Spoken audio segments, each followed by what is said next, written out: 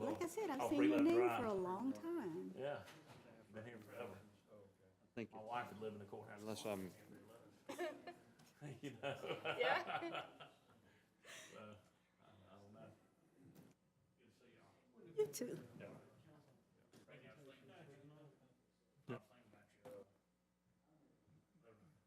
Everything's so similar that when you drag and drop Got it, us out quickly. make sure you drag and drop the right thing. Yeah, I gotta move that around a little bit. CCPC, that's what, not good.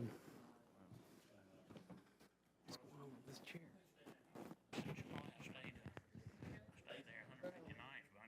Things down here. we got it started. Good to see you, Ben.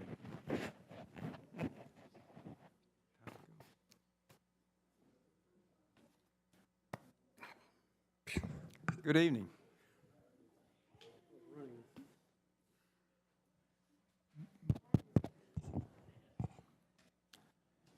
Welcome to the August 16th, 2022 Planning Commission meeting, in the City of Monroe. Roll call will note that all the board members are present, except for Mike Eccles. And we need to have an approval of the agenda. I move we approve the agenda before us. Motion to approve. Second. Second. All in favor? Aye. Thank you. If you would, please review the minutes from the previous meeting. And when you do, I'll ask for a motion on that.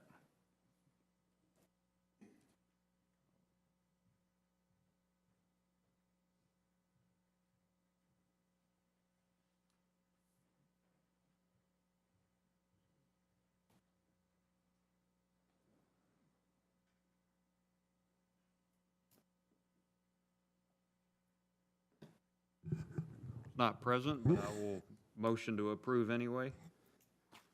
Second. All in favor, say aye. Aye. Opposed, no. Thank you. All right, now a report from Code Officer. Brad? Yeah, I don't have anything to report to the Planning Commission this evening. All right. No, sir. Any Welcome old back. business? Bring up. Old business. No old business is All right. proposed on the agenda. Then we'll move right on to the first agenda item, which is request to rezone Highway 78 and Acock Avenue Planned Commercial District with modifications. Brad? Yes, sir. Briefly, I'll give the Planning Commission a quick presentation on this request. In fact, Mr. Chairman, I would like to present both the variance request that's following this on the agenda. I'm just going to present them together, but you would vote on them separately. Okay. So the request before Planning Commission this evening is for a rezone modification. The property is currently zoned PCD. They are requesting to modify that zoning PCD with modifications. And the request before Planning Commission is to revise the development pretty much in its entirety to a mixed-use multifamily and commercial development. It's a big, quick snapshot of the proposed plan before you. But just briefly, the current plan, it is for a PCD. They were proposing, this was seen by Planning Commission sometime last year, they were proposing to subdivide the property into 4 large outlots with a public street basically in the center of the development with access off 78 and Acock Avenue. And that was approved, I believe, that was August of last year by City Council for the PCD zoning. So that was the current plan that's in place now. So the same applicant that was approved for that rezone is back before the commission to request the PCD modification. Just hit some highlights of the proposed plan here. So they're proposing to develop the site with a multifamily development and 1 commercial outlot. And as you can see on the screen behind you, they're proposing basically a multifamily campus, pretty much a traditional layout where there's multiple buildings and associated parking throughout the site, with a clubhouse feature and some outdoor active recreation features with it. And with that is a commercial outlot here that's kind of going to be on the corner to the site. They are proposing to access both developments from one entrance off US 78 and one off Acock Avenue. The permits for the access off of 78 have already been approved by GDOT, and they were limited to one.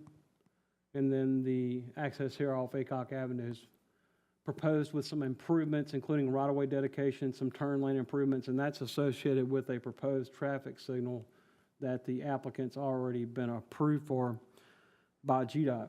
So some of the highlights of the development here, just statistically, the multifamily residential is roughly 24.5 acres. A total maximum number of units proposed is 282. They're proposing the 1.5 spaces per unit for parking, which is standard in our ordinance for multifamily development. It comes out to be 423 parking spaces. They're proposing a maximum building height for those multifamily buildings at 3 stories. And then unit sizes, you would have, your 1-bedroom range would be 800 square feet, 2 bedrooms would start at 1,000, and 3 bedrooms would be 12 and up. The commercial outlot, it's only one outlot. It's got basically 1.85 acres in that area. And they're proposing a maximum building footprint of 5,000 square feet. They are proposing uses within our zoning ordinance to be within the range of the B3 district. They're going to park it also within our zoning ordinance specs. The max building height for that building will be 25 feet, so you're basically looking at a 1-story structure there. And then they are proposing some 20-foot landscape buffers. Those details were specifically in the packet that was provided to you. I didn't cover that here on this plan, but as you can see, they've illustrated here on their plan a substantial amount of landscaping to be associated with the multifamily project here adjacent to 78, and then they're kind of illustrating that 20-foot landscape buffer between the commercial outlot and the multifamily development itself. So the staff's taking a look at the request, and we've basically recommended 2 conditions for the rezone modification. The multifamily residential development, we're making a recommendation that they go with option B. I didn't present that on a slide to you, so I apologize, but there were 2 options proposed in their plan book. One was option A and one was option B. Option B had more of a parapet wall look, a classic revival appearance. We were favoring that from the staff's perspective, and then the second condition was regarding proposed sanitary sewer location that's on their site plan. There's currently a sanitary sewer line that the city has running from Acock down here to Jacks Creek, and they're proposing as part of their development to relocate that. So we're just addressing that in the condition that that would occur at the developer's expense. Then the second component that the applicant is requesting is a variance. This will be voted on separately in your decision. The recommendation from us is to be approved as submitted. So under the development regulations in section 9.16C2, the development regulations require a range of so many units, triggers a certain number of access points to be required or provided in each development. So basically anything over 200 units requires a number of 3 access points. So they're basically requesting to reduce that to 2. And if you've read our analysis, the staff analysis notes that they've already been approved for these entrances here off 78. So the city does not control these access points here. This is obviously within the realm of GDOT's authority. They've been approved for 1 and 1 only, and that was this entrance here. And then they are approved for the traffic signal here and some right-of-way dedication and improvements here along Acock. They were approved for those under the previous land disturbance permit, and they're actually out there developing those improvements now, and that was part of the rezone from last year. So the constraints of our development regulations wouldn't permit a 3rd entrance on Acock Avenue. They would need more than 600 linear feet of frontage here. So they're only going to be allowed 1 entrance per 300 feet, and this is roughly 600 linear feet along that frontage there. So staff recommends to be approved as submitted for that variance request. And that's all that I had for both requests, Mr. Chairman. Is there someone here that wants to speak on behalf of this?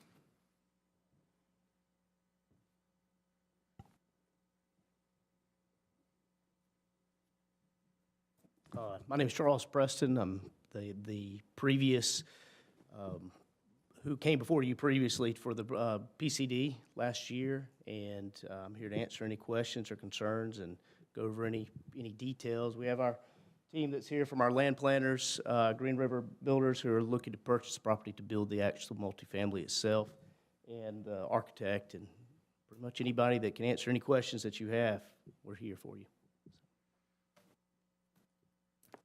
I have one question about I guess that would be the northern or eastern access point on ACOC. Isn't it called ACOC? Acock Avenue. ACOC Avenue. Is that restricted to a right turn only when you're leaving the development? No, you'll be turning left to come back to the red light so that you can turn left back onto 78. The way that GDOT looked at that, Pull that back up? I don't think that's not what the image portrayed. And I just, again, it's more kind of curiosity from a safety perspective and. you're fine. When we went to GDOT about getting the signal approved, part of their stipulations on that were to allow people to come back to the red light that we're building so they can turn left onto 78. Once the bypass is complete, all the traffic that'll be pushed, around Monroe will come down Unesia, and then they'll turn left to go back onto 78 up to Highway 11 and then go north. So it would create more traffic and more problems, the way that GDOT saw from our traffic study, if we pushed everyone to the right, back onto Unesia, and then had them try and turn left across Unesia to get back to the signal at Unesia and 78. And so that they recognized that and allowed us to. Yeah, this You is can difficult turn to left. see. Yeah, this is all, this would be your left turn lane right here. Yeah, I'm not referring to that one. I'm referring to the access point on No, Highway oh, 78. I thought you said Acock Avenue. ACOC and 78 is what I was referring to. This is gonna be a traffic, this is gonna be a Yes, signalized it's a signal. interchange. Okay, We're never mind. constructing it now. Got you. I'm sorry, I misunderstood you. My fault, I thought you were. No, I probably wasn't clear with my question. Okay. So it will be a traffic signal. There will be a perfect. full movement. We're building that currently. The only holdup will be the actual light itself. It's on back order all across the country, really, so that's the only piece that we'll be missing.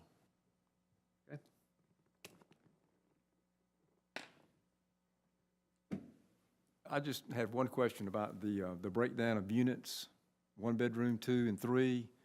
What's the thinking behind? There's actually going to be 80% of those are going to be one-bedroom units. And the purpose of that, behind that is that Monroe needs workforce housing, professional housing for folks that are just out of college, new teachers, new lawyers, whoever's coming into the area. When Game Changers did the study, they went down and interviewed all the industry leaders along Unesia, and one of the biggest concerns that they had was that nowhere for their talent to land, because nobody wanted to go ahead and spend $300,000 to $400,000 on a small home in Monroe because the price point, entry point was so high, and so they're having to live outside of the county, and they're having to find housing for them to really to put anybody that was of certain level of employment at the industry. So this is another option for them now to land their folks, get them acclimated to the community, and then hopefully buy in town.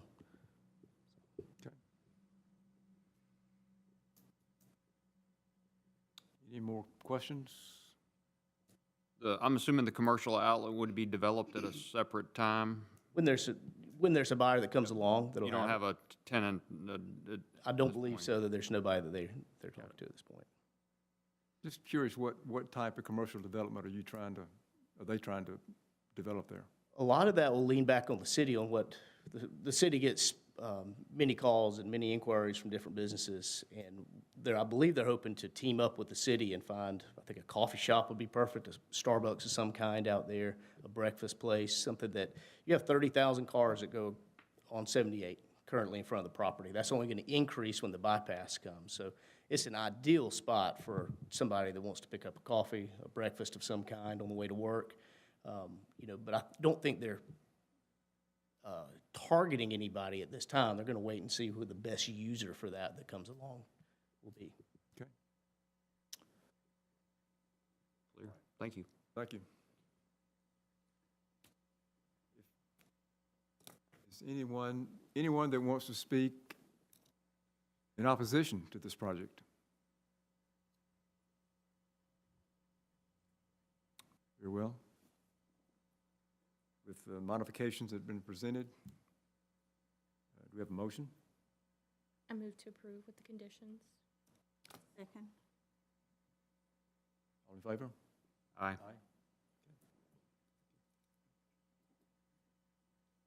That was for the rezone. That's for the rezone, correct? With the rezone, yeah. Yes. Rezone. And second item was the variance. This will be on the variance with the entryways from 3 to 2. That's correct. I move we approve. Second. Second. All in favor, say aye. Aye. No opposed? Thank you. All right. Okay, it's passed. Thank you.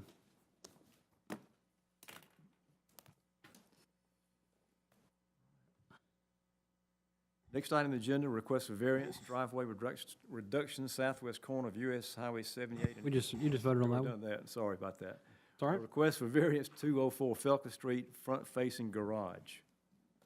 Yeah, thank you, Mr. Chairman. So this property is on 204 Felker Street. It's part of a property we just recently approved for a division this past year. So the owner they have an existing dwelling here. I hate to use the pointer over your heads like this, but there's an existing dwelling on the property now the owner wishes to renovate. And as part of their renovations, they'd like to add a garage. And that garage is going to be forward-facing to Felker Street. And under the current requirements now, in your zoning ordinance, we prohibit basically any garage that isn't side or rear-facing on a new dwelling, and that includes pretty much any addition to a residence that's going to have a garage. So they're asking for the variance from that specific requirement to allow a forward-facing garage. And I think because this is basically a standard that the city's been standing behind to promote better quality construction out of new residential subdivisions and new homes throughout the city, is requiring the side and rear-facing garage instead of the garage-forward appearance. I think this particular case presents a challenge to the city in looking at basically our requirement, and that the design of a garage could be pushed back further and still achieve the house-forward appearance, would be the best way I could describe it, and I try to use those words in the staff report. So as far as our analysis was concerned in this case, specifically to the garage location, the applicant proposes to recess the garage, in this case specifically, 23 feet. And this is the front of the dwelling here. It's got a porch in the front, so there's even features further beyond the front of the heated square footage of the house. So they're proposing to push the garage back at least half of the actual distance of the dwelling. And in looking at that request and questioning basically the side and rear facing, an individual could have a garage here that faces to the side and park cars in front of that. And the first thought I had was, well, they could certainly park cars here in the same space and dimension, and we have a garage that's even further forward than the one he's proposing. So I think what this particular case may provide us is some baseline for reconsidering the side and rear facing requirement if the garage is recessed or pushed back even further beyond the house itself.